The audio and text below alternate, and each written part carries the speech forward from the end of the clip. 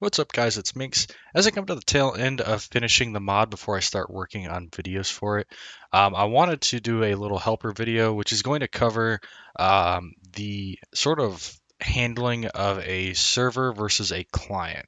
So in the last video, I did sort of a paint description of what one looks like. So I'm going to bring that up here. So we have the server, which I'll denote with an S, and then we have clients, C, C, and C. And what happens is the server should be in control of pretty much everything that it possibly can be to retain integrity. So what that means is the server. So for example, in a competitive game, like for example Hunt Showdown, um, the client, like when you move, your client sees you moving, so your client's going to show you moving. So you're going to move. Let's say you move forward, and the server sees you move forward and says, yes, you can do that. So it's going to allow it. So you can keep moving forward. And maybe there's a little bit of a desync where there's a gap that your client thinks you can get through, but the server says no. So what that's going to end up doing is you're going to see yourself go up a little bit, and then you're going to go right back down and rubber band. So that's where we have like that's a type of server authoritation where it kind of backdates things or corrects things. The server says, no, you're wrong. I'm going to fix this. The next piece that we have is where we have the client authoritative, where the server doesn't do any checks. Or maybe it does, and then the client still says, go fuck yourself, I'm right.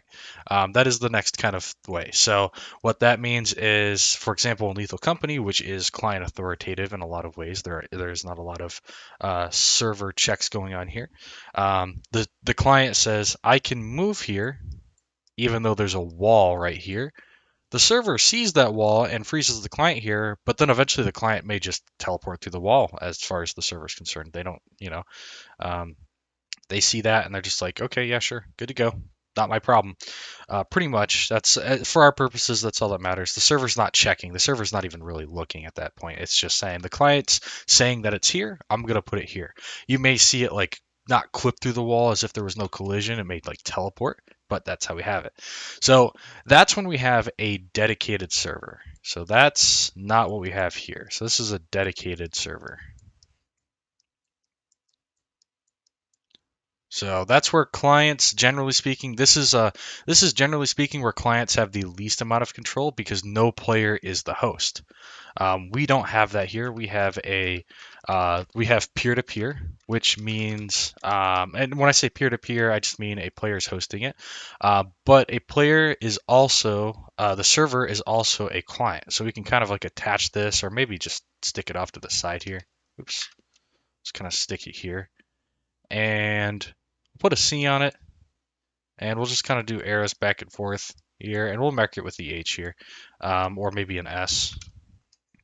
So when the client is also a server, the what happens is we can actually just kind of ignore the server object. Actually, yeah, we can because it has to execute things. So we can kind of just ignore the server object and look at the client server, or the server and the client as a whole. So the client still executes things as the host. It gives this particular client more authority than the other clients because this client is the server. So it is the client that is doing these particular checks. In a server authoritative environment, it is the one with the authority. So what does that mean for our code? That means when the host sends a message, the host sends a message to all clients. It doesn't automatically, generally speaking, it doesn't automatically say send here, here, and then also execute here. Um, Generally speaking, if it says send to all clients, it's sending it to all the other clients. And then you also have to have something run on the host a little differently. And the reason for that is each client has its own instance of the game running, so they all see their own things. What happens is the host has to tell each client to update the information on their end, and then the client will move based on what the host says. So when you see this cube move from here to here over the network, that's the server saying, hey, this cube's moving from here. Then the client on their screen or on their game engine or executable moves it over. It's not like the server moves it. I mean, from our point of view, that's what it looks like. The server moves it and it just moves. It has to tell the clients to also do that. So um, that's how those sorts of things work. So when we're building this and we have events going back and forth and we're using these, fortunately, the interfaces are super simple. Um, so let's kind of get rid of some of this stuff. We'll put this back um, and we can cross that out again, and we have these clients here. So we'll say we have 5 people overall, 4 plus the host. So let's say we want to do because this is something we are going to do, a death event. What happens when a player dies? So when the server dies, let's say the server client dies, so uh, dies. Since the server is the one that's going to be running the code to determine something, we just immediately go ahead and execute code. And if we need to, we then send it over to clients afterwards. So we execute update clients afterwards. In the event the client dies, so we say die. We then send it up to the host. We say, hey, I died. And then the host will then, oh, I guess that's not the right way to aim it. We probably want to aim it here. The host will say, okay, so client has died. So C has died here. So C dies. It then executes based on what the client has said, and then it sends that updated information to the clients if necessary. So, and including this one if it needs to. So that means we need to have handling in some cases for what happens when the host machine has an event happen versus when a client machine has something happen. And that's something we'll be looking at, and I'll try and do my best to explain when we go over or when we look at what's happening. I actually do have an example of this because this is something that we're actually going to look at. So, and it is actually related to that exact thing, which is why I brought it up. So I have let's see here, server began hide, server announced clearance, net message. Where did it go? Let me see. We go back down. I need to get rid of some of these things here. Event handler, host events. Is it under the host events? I believe it is because it's a player death.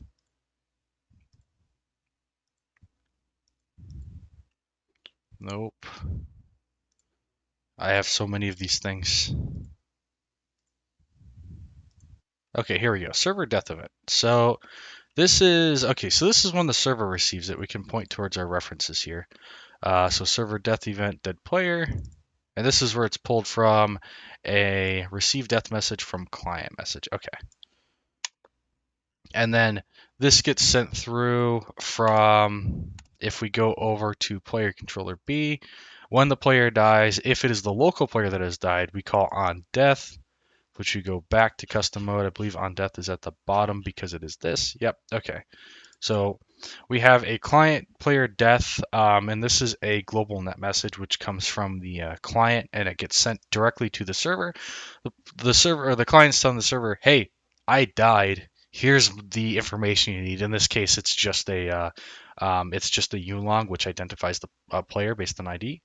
And if we're not the host, now in this case, it's probably not a big deal. Well, okay, never mind. It is actually a big deal. So if we're not the host, we just want to say, hey, this player has died. If we're not the host, we want to say, okay, I messed that up. If we are not the host right here, so if we're saying, hey, we are not the host, we need to tell the host that we died. If we are the host, we just want to handle it. Now, if the client's died, it sends it to the server, and if we go over to back where we were in the server death event, this is received from an event handler, receive death message from client. We identify the player controller that sent it, and then we give them the server death event. So all this is doing is saying, server did it, just execute it. Client did it, don't execute anything. Instead, just tell the server that it happened and let the server control it. And then the server is going to do what it needs to do. So that's sort of how this is going to work for the most part. Now, with that in mind, since the server isn't reading the what's happening in their game, they're just listening to what a client's saying. Unfortunately, we're kind of limited in what we're able to do authoritative wise. We're not going to be able to make this a very server authoritative game mode. There are a couple things that I'm able to do. So I did a lot of this just running on the server. I tried to make as few network events as possible and say, this is just the server that's going to decide this. But there are a few things that are going to be handled by clients, such as telling the server when they died. Um, there's another thing that's also client authoritative, which I might be able to change, but I'm not too worried about it. And that's door toggling. So we have doors. Let's see, receive door toggle message just says to toggle the factory entrances. So I found a way to toggle the factory entrances to prevent people from entering or exiting. And it's client authoritative, meaning if the client doesn't want to do it, they're not going to do it. We don't have a way around that. And I guess we technically do. We could potentially attach a network object to it and and have the server say, "Hey, you're not supposed to go through that door. Teleport back," or something like that. But it's not worth doing for this. So we're not going to look at anything like that. But that is pretty much it for today. That is probably the best description that we need for this, for how to make these events. We're not doing too much with networking here. There's a little bit, and the little bit that we do can get a little ridiculous because we have to make sure things are synced properly across the network.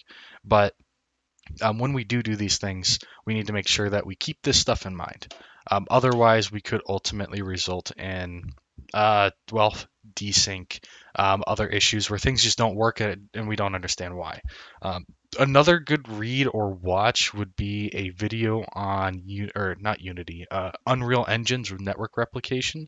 I might link a video or two or a publication on it, on just what it is, how it works. It gives you an idea of how server versus client actions work. The wording is going to be a little different, so it may not make complete sense. But if you're interested in game networking in general, that's a good place to start. We'll also talk about reliability later because although we're not going to use it, it's something that appears a few times, and we want to make sure that we know what it is and how to address it if we need to. Actually, how long is this? We're at 12 minutes. Let's talk about reliability real quick. So let's get rid of some of these things.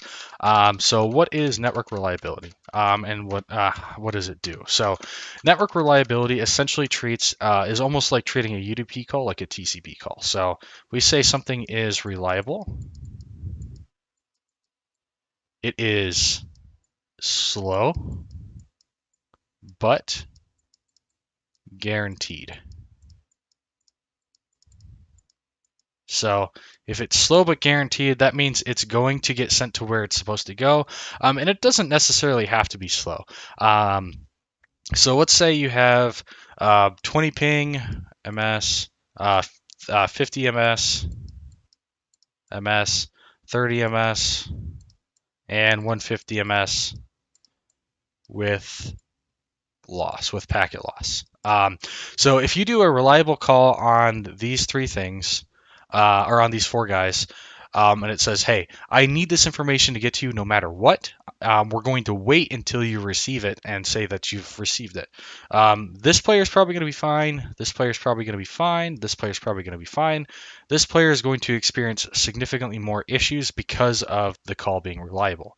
However, we can guarantee that they will receive that message. So when do we want things to be reliable? It's when things are not getting updated every frame. It's when it is imperative that the information that gets sent over is sent over properly and received by the client. So if it's a one-time data update, then yes. So if we don't do it reliably, what do we get? So if we just get rid of all this stuff, and I'll probably, let's see, can I erase this? Can I turn up my eraser? A little bigger maybe. Let's do 10 pixels. Oh my God. Let's make it white. How about that? White, please. What?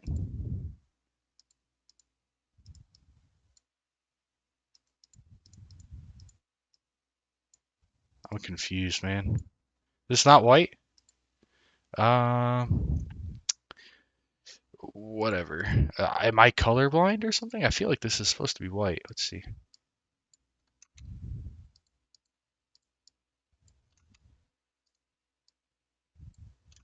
Oh my goodness.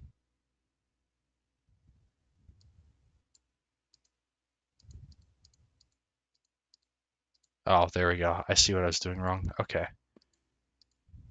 I don't actually understand what I'm using, I guess. Okay. So get rid of that. We'll do a very nice job of erasing. Okay. So if we do unreliable, so let's go here, unreliable. So it is, we'll just get rid of that. It is fast, but not guaranteed. Not guaranteed. So what does that mean? Even though it's unreliable, 20 ms is probably good. 50 ms is probably good. May see some slight stuttering in some cases, such as with the 150 millisecond person, but generally speaking, they'll be fine. 30 ms is good. 150, instead of being super laggy, stuttery, and stuff like that, we're 150 ms with packet loss, so there's only so much we can do there. But instead of it being a super lag show, we may see like teleporting. So they may start here, they might be moving in this direction, then all of a sudden they appear over here. Or at least on their side, they may see other players teleport like that, but they're not going to be super slow. So we want to use unreliable in situations where information is constantly updating, at least I believe so. So for example, if we're doing a movement update every frame and we're checking for it, it's, they may not receive the information for this. It may not get to them, but they're going to receive it here, and that's where the teleport's going to come into play. So that's okay. It's better than just everything getting backed up, waiting for that, and everything freezing because this couldn't get through. Um, so that's just an example. There's probably way better examples of this. And again, I'm probably going to have those links in the description that will explain this stuff a little bit better and in a different context with maybe different examples or better examples. But generally speaking, everything that we're going to be doing is going to be reliable. By default, it is reliable, so we have to set it to unreliable. There's nothing that we're doing that is, uh, yeah, there's really nothing that really needs to be unreliable. Everything's updated, you know, when it happens. So there's just server events that happen once every now and then that get updated. So we won't be doing too much with like reliability or anything, and there's really no reason for us to. So that's it for this networking video. In the next video you see, which will probably be this weekend, we're actually going to do some coding. We're going to start setting up our project, and we're going to install the libraries that we're going to use and reference them so we can actually use them in our project. So that's it for today. Thank you for watching and have a good one.